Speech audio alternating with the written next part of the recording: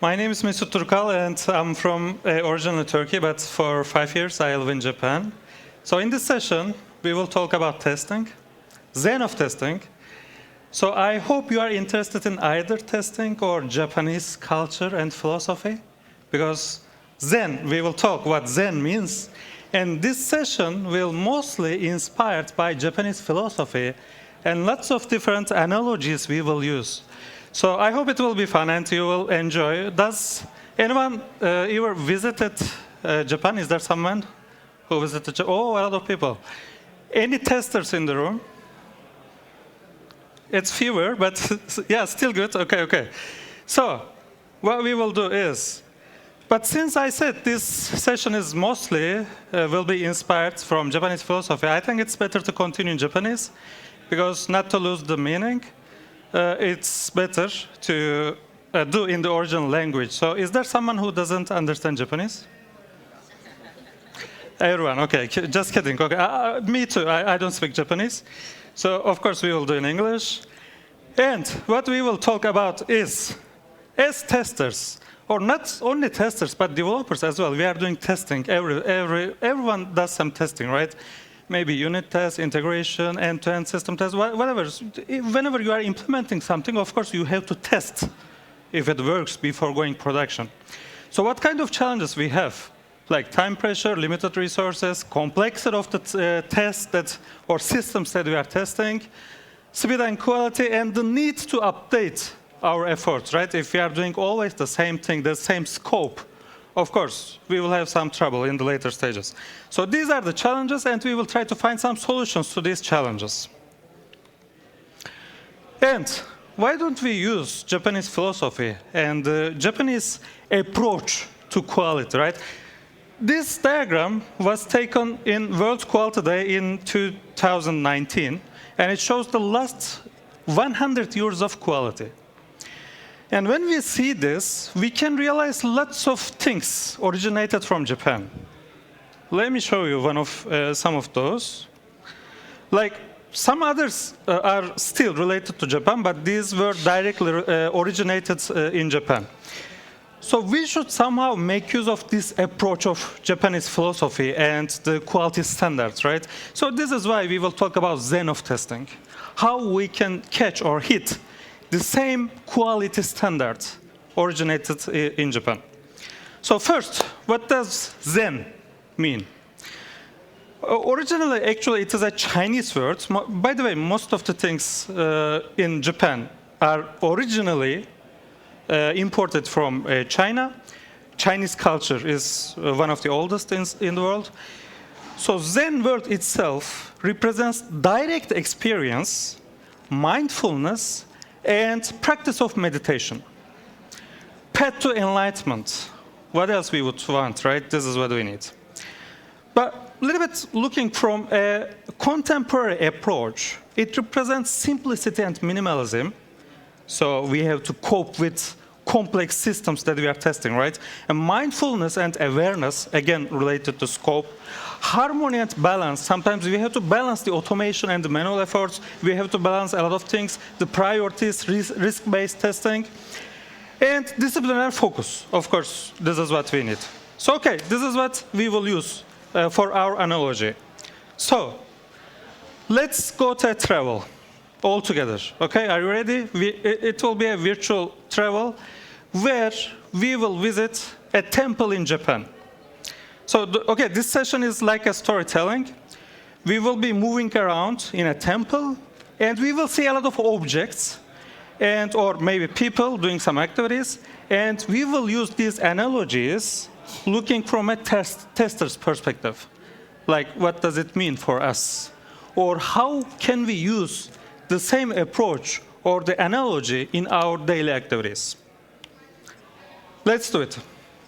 So, whenever you go to a temple in Japan, there are different temples, like Shintoism and Buddhism are the two main religions, and they're called jinja, and the other types of the temples, but there are some slight changes, but more or less the same.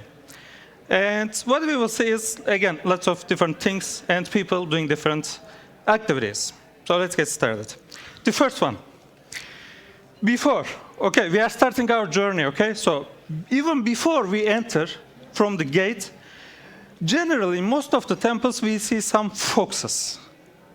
Sometimes we see some cats as well, but most of the time a fox. Why? Because it has a meaning. It symbolizes intelligence, adaptability, and transformation. Whenever you call someone in Japan, they pick up like moshi moshi or moshi moshi.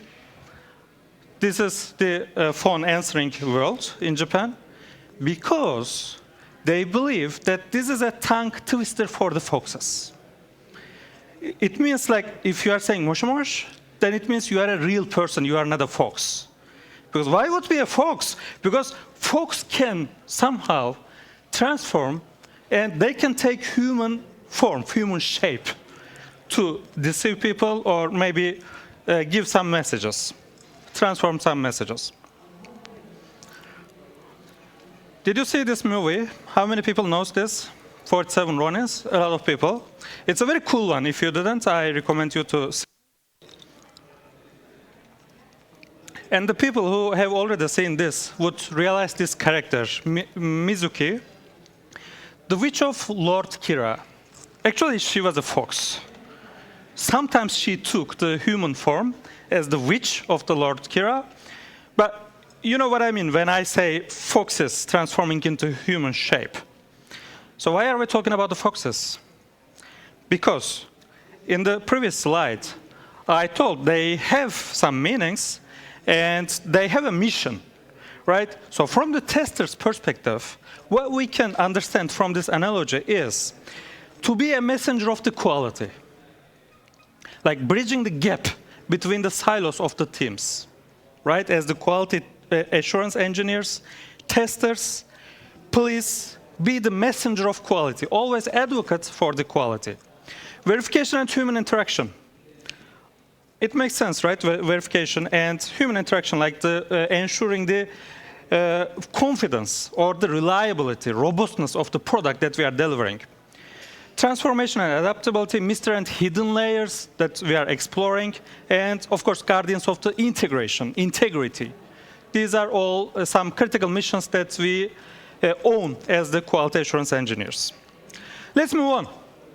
Then, we pass the foxes. The second step we have to take is going through the Torii gates.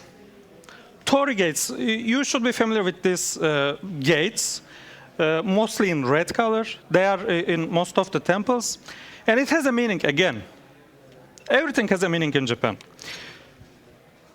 The only reason I'm showing this slide is to impress you with my photography skills. These are all the ones that I took personally. But you see, they are everywhere, even on islands and on some mountain peaks. And why do we have these gates to go into the temple? Because whenever you pass through these gates, whenever you make this transition, it means you are leaving something behind. Okay, whenever I'm going to temple, I'm not caring about my daily concerns anymore. I'm leaving everything behind, and I will focus on this visit. This should be only thing in my mind. So, ensuring readiness for what I'm doing, stopping bugs which would want to come with me, please leave them behind, because I'm going to another stage, right? I'm making a transition. I'm going production. Please leave the bugs behind. And of course, Torii gate meaning a quality gate for me. We need strong quality gates to go production. Moving on, I'm going a little bit fast because of the limited time. But next, after I pass the Torii gate, I see some priests doing some origami. Origami is very cool, right? So what they do is they start from a blank paper, empty paper, and eventually they have a subtle, they have a real piece of art. So what can we understand from this as a tester is, from our perspective, we start from simple and we reach to the complexity we need. Now, of course, it should not be more complex than we need, but we should build whatever we are doing. It can be a test case or a test automation framework, wisely avoiding duplication, maybe doing some modular pieces of code, test automation code. And it should be like an art, right? Start from scratch. You don't have automation in place, but eventually you will have a framework, potentially will be used by others as well. This is the usability of the test code that you are writing. Whenever we are talking about usability or the user friendliness, we should not understand only the end product, but also the test code as well. Test code is not the end product, but it is a product. It will be used by some other testers, or maybe developers, or someone else. So please do mind about reusability and the user friendliness of tests you are implementing.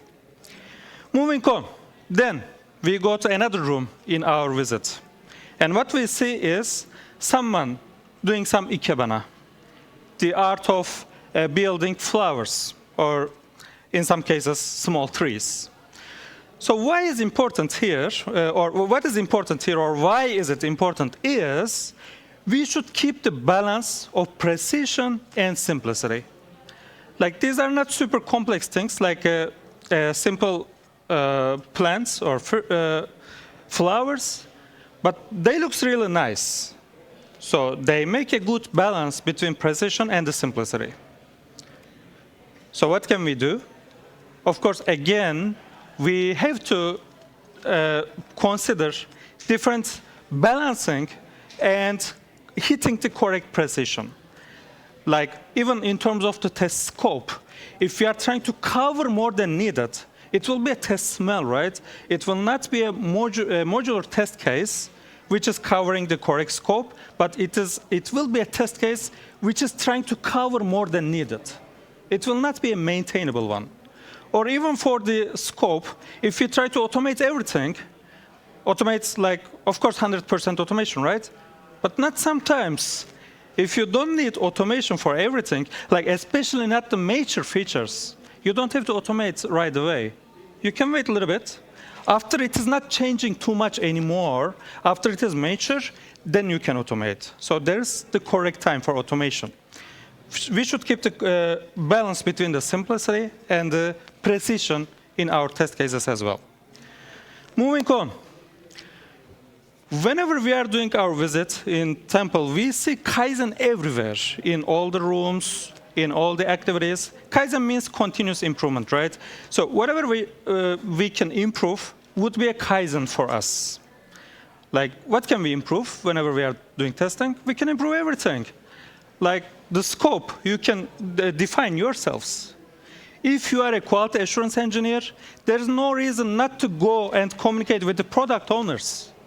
Please do this. Please communicate to product owners. Please communicate to developers.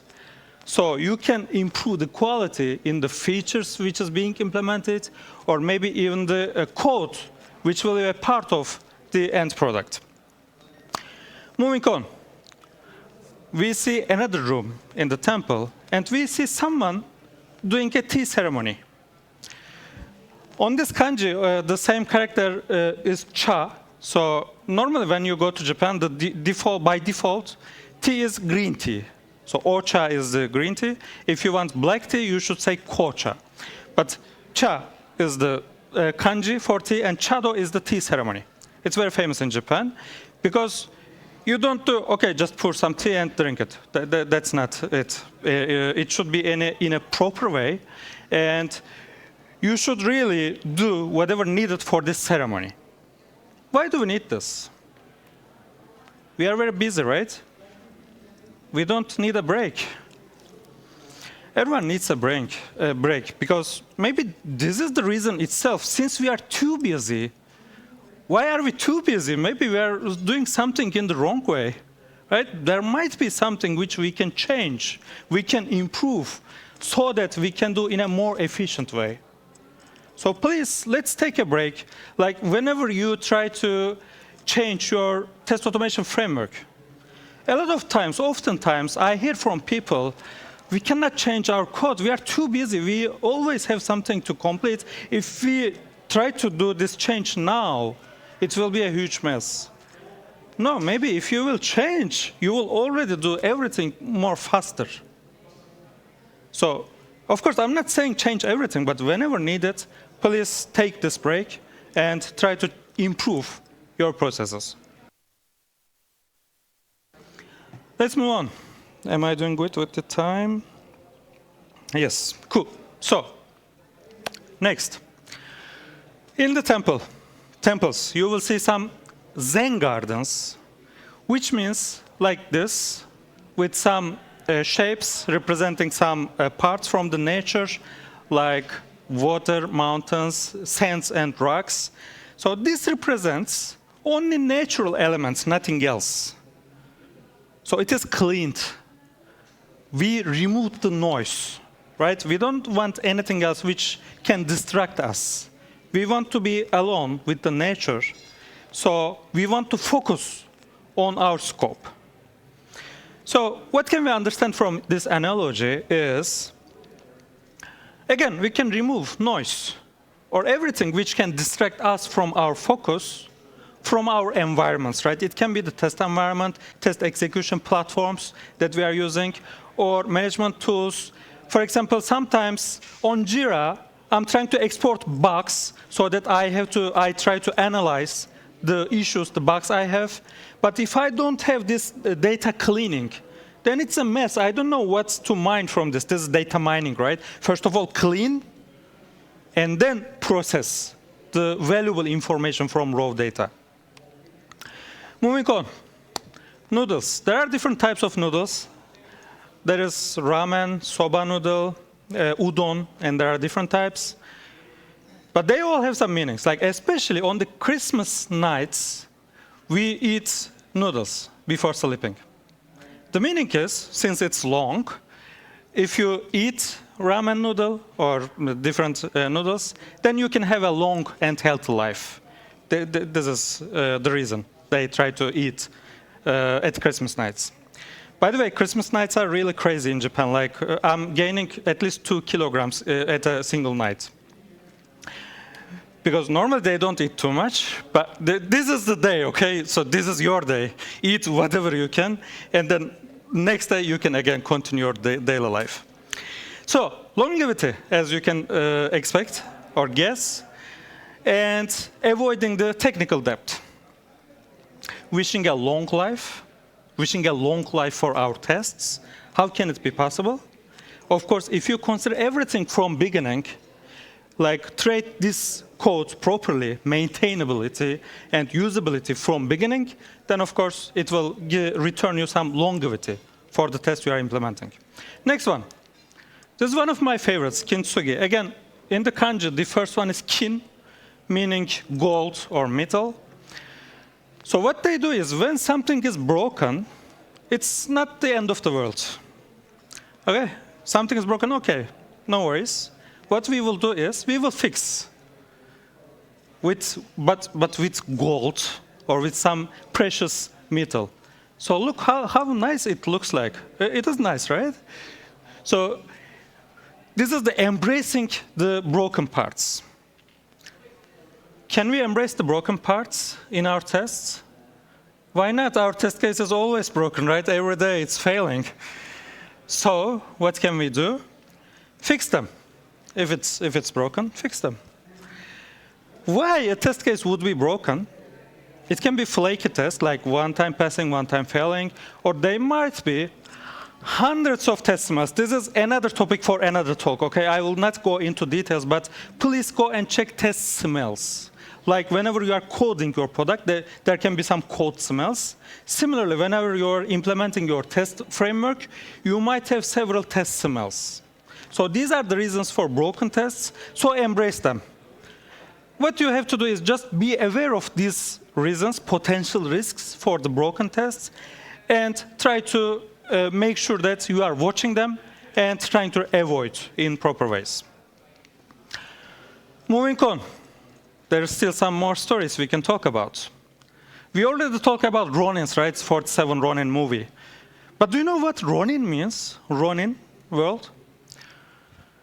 A Ronin is a samurai, but it is a masterless samurai. Like their king might be dead or they might be killed by someone else. So whenever they are masterless, they are Ronin. from now on. And they start traveling or doing journey independently, relying on their skills and adaptability. So does this remind you something? Journey. Anything from the testing terminology? Sorry? Exactly, yes. Exploratory testing. It's a journey, right? Because in the exploratory testing, if you investigate how you should do exploratory testing in the proper way, there is a certain way to do that. Like first, you define a scope, you define a pattern, and you try to hit some places on the route. But of course, everything is not 100% defined. You do some random actions. You try to cover most of the route. But of course, you take some initiatives to explore. This is by the name. This is why exploratory testing is done. And you see some impressive numbers, like 11% more defects in average. In the exploratory testing sessions, it is possible to find 11% more defects. And among the defects you find, 29% are more evident, like some missing button or some very visible typo in the text. So they are more evident. And 33 more complex defects. I'm leaving the link here, so these numbers are taken from my research. But again, going back to the approach of exploratory testing, it is just like a shoe test. It was introduced by James Bach. So just put a shoe on the keyboard. What happens then? Something like this happens. Or something like this. Like, yeah, it's real life, right? Sometimes you click something and you suddenly have some errors you don't understand. 500 internal server errors, so what? What did I do wrong, right? So these are all exploratory testing ways or approaches. Closing to end, but we still a few more stories. We continue our journey. How is the journey going, virtual journey? We are visiting a temple, so I hope you have an impression of how visiting a temple is. Next, we see some bonsai trees around. Bonsai tree, you might be familiar, but it looks something like this. So it's a baby tree. So what is the important point here is, for building a bonsai or taking care of bonsai tree, you should start early, right, from the baby stage. And what does it mean for us, for testers, for quality assurance engineers? Starting early, shifting left, right? Shifting right, shifting left, shifting everywhere. This is what we have to do. But especially shifting left is one of the most important because start early. Early feedback is one of our keywords. Is this the correct one? No, because I skipped one. Next, calligraphy is an art of documentation. Like calligraphy is a special type of writing with brush and ink.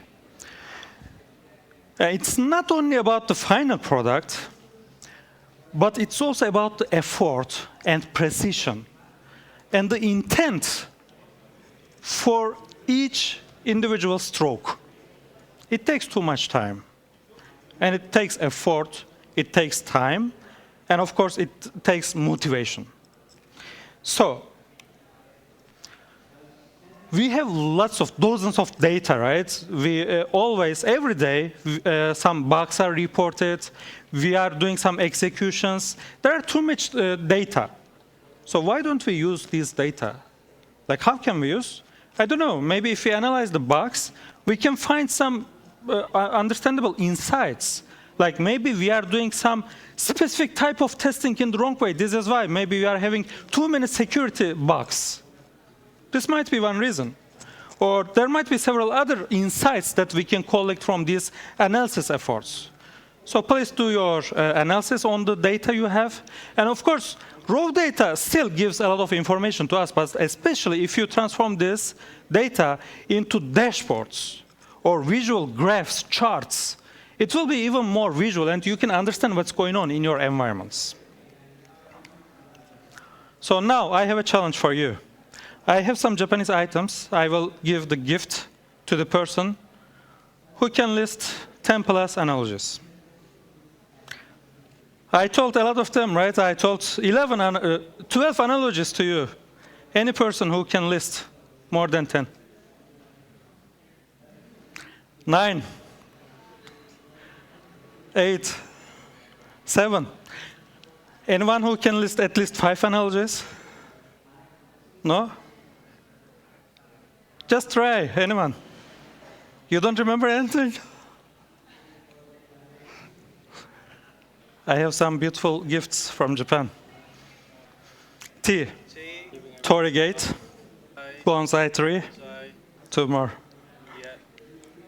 The flowers, preparing the flowers. Ikebana, Remember the name? Ikebana. Last one. Last one. Calligraphy. Calligraphy. Please see me after the talk. But let me remind you, this is a summary of the talk. Okay. Be like a fox. Advocate for quality. They are the messengers, right? Be like a Torii gate, because it's a quality gate. Design like origami. Subtle, balance between simplicity and the precision. Balance and harmony for Ikebana. Always act and follow Kaizen, which is continuous improvement. There are always some improvement rooms. Sometimes take a break, like a tea ceremony. Prepare your environment or management tools, like a Zen garden. Remove noise. Isolate your environments. Take care of your test cases in terms of longevity. Consider everything from scratch. Avoid duplication. Use reusable modules so that your test case will have a long life. Remove test smells. Embrace the broken parts, like kintsugi, fixing broken parts. Do an exploratory test, like a ronin, like a masterless samurai. Shift left, like taking care of a bonsai. Start early. Shift left, early feedback. And document, like calligraphy. Not only the end product, but also the effort, this consideration, focus, motivation for every single strike. Because sometimes there will be some insights you wouldn't guess. Like whenever you are analyzing a bug, why did I have the bug? Like as testers, what do we always say? Not only fixing bugs, but avoiding them in the first place, right? Okay, I find a bug. Of course, fixing is a very good result. But how about even furthermore and analyzing why did I have this bug in the first place? Maybe trying to avoid them in the future activities, right? And finally, do you know what Ikigai means? Yeah. What does it mean? Or what is your Ikigai? Oh, don't put me on the spot. I've done it once before. Okay. So Doing exactly what I just said. Thanks. So Ikigai, in short, is the meaning of your life. Like doing something for your Ikigai. Like for me, and what you love, and especially if the world needs it, even better. And if you can find some resources for, even better, more applicable. And of course, if you both love it and if you are good at it, then it is the Ikigai for you. Now, I draw my own Ikigai for testing, okay? So this is what I intended. I hope it makes sense for all of you. But for me, quality means the combination of speed, accuracy, maintainability, and coverage. If you hit those 4 pillars whenever you are implementing your testing activity, then it means you are on the correct track. For people more interested in Japanese culture and the quality approaches, these are some cookies for your leisure time, some good books, and this is me. Thank you so much.